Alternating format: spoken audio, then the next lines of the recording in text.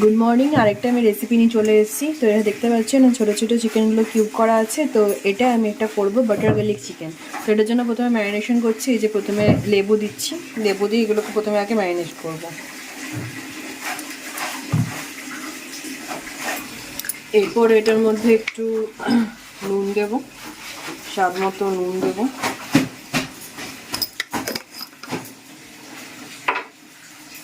তারপরে এখানে গোলমরিচের গুঁড়ো দেবো।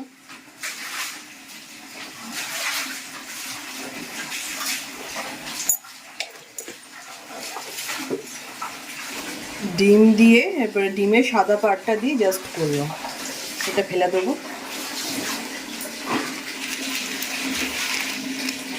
পরিমাণ মতো কর্নফ্লাওয়ার দিয়ে দেবে।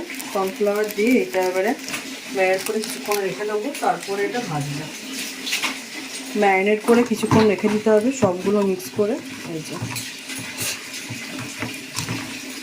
নুন টুন ডিমের সাদা পাটটা দেওয়া হয়েছে, গোলমরিচ গুঁড়ো, এবং ভালো করে মেখে রেখে দিতে হবে। দিয়ে একটা একটা করে শ্যালো ফ্রাই করে নেবো।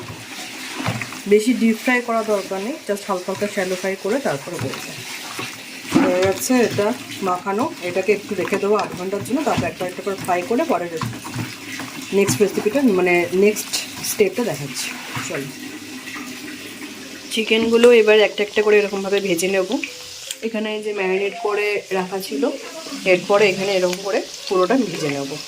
তারপরে কী কী লাগবে দেখাচ্ছি। এখানে আমার গার্লিকগুলো চপ করে রাখা আছে, চিলি ফ্লেক্স রাখা আছে যেটা আমি ঝালের জন্য ইউজ করব, সোয়া সস, কর্নফ্লাওয়ার গোলা আছে এখানে। তো আমি সাদা তেলে এটা ভাজছি, তারপরে বাটার দিয়ে করব। ঠিক আছে, তো চলো নেক্সট প্রসেসটা দেখাচ্ছি। বাটারটা আমি তোমাদের একটু দেখাতে ভুলে গেছি। এখানের মধ্যে বাটার দিয়েছি, ঠিক আছে। বাটারের পর রসুনগুলো দিলাম, অল্প নুন দিলাম, এরপরে ধনে পাতা দিলাম, ঠিক আছে। তো এরপরে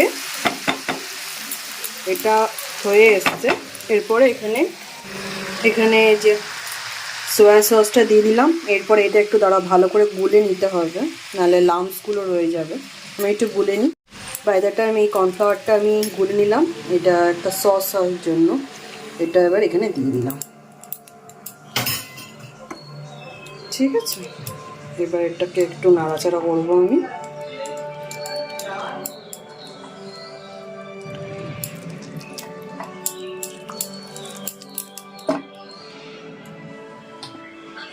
অল্প জল দেব যাতে এটা লাম্পস না হয়ে যায়। এটা ভালো করে গুলে দিতে হবে। এই যে ঠিক একটা গ্রেভিতে তৈরি হবে, ওই জন্য জাস্ট এটা একটু হাই ফ্লেম করে একটু জল দিয়ে এই মিক্সারটাকে করে নিতে হবে।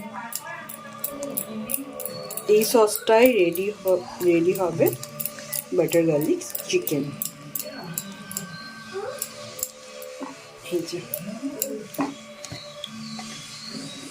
তোমরা জলের কোয়ান্টিটিটা তোমরা জল, মিষ্টি, নুন সব কিছু নিজেদের কোয়ান্টিটি অনুযায়ী দেবে, ঠিক আছে।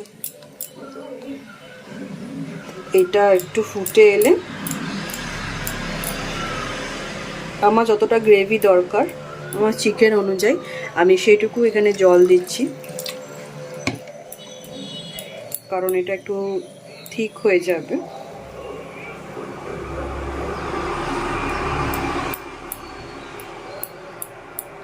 সোয়া সস অ্যাড করা হচ্ছে, ওই জন্য নুনটা একটু চেক করে দিতে হবে। এটা একটু ফুটে যাক, দেন চিকেনগুলো এখানে অ্যাড করে দেবো। চিকেনগুলো বাই দ্য টাইম দিয়ে দিলাম এখানে। জাস্ট সিমে করে একটুখানি